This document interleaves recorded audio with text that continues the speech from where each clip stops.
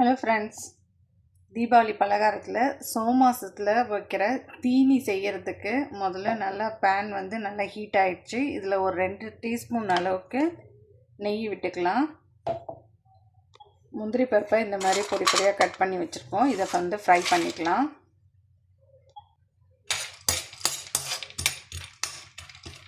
கூடவே 1 டீஸ்பூன் அளவுக்கு எள்ளு ஆட் பண்ணிக்கலாம். கூடவே 1/2 டீஸ்பூன் அளவுக்கு கசகசா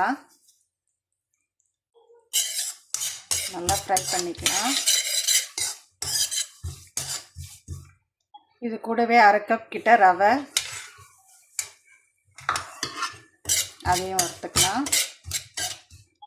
வாசனைக்கு ஏலக்காய் பவுடர், நல்லா 1 கப் கிட்ட துருவின தேங்காய் ஆட் பண்ணிக்கலாம்.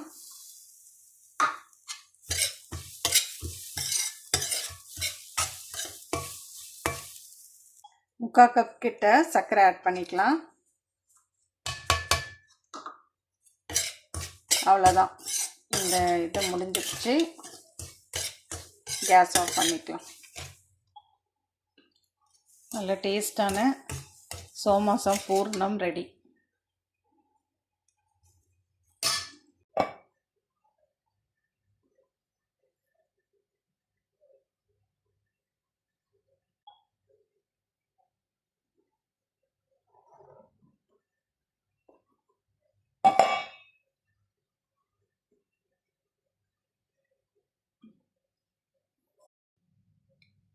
எடுத்துட்டு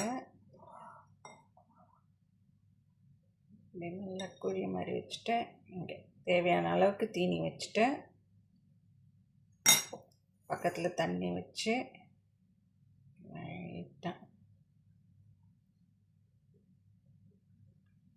அப்படியே இப்படி கவர் பண்ணிவிட்டு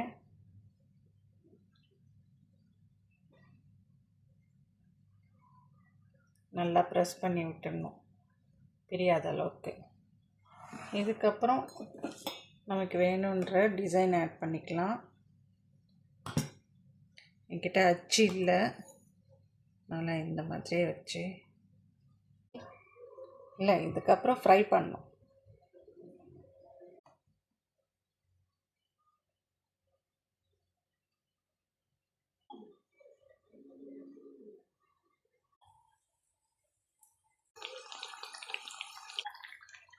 நல்லா கோல்டன் கலரில் வரணும்.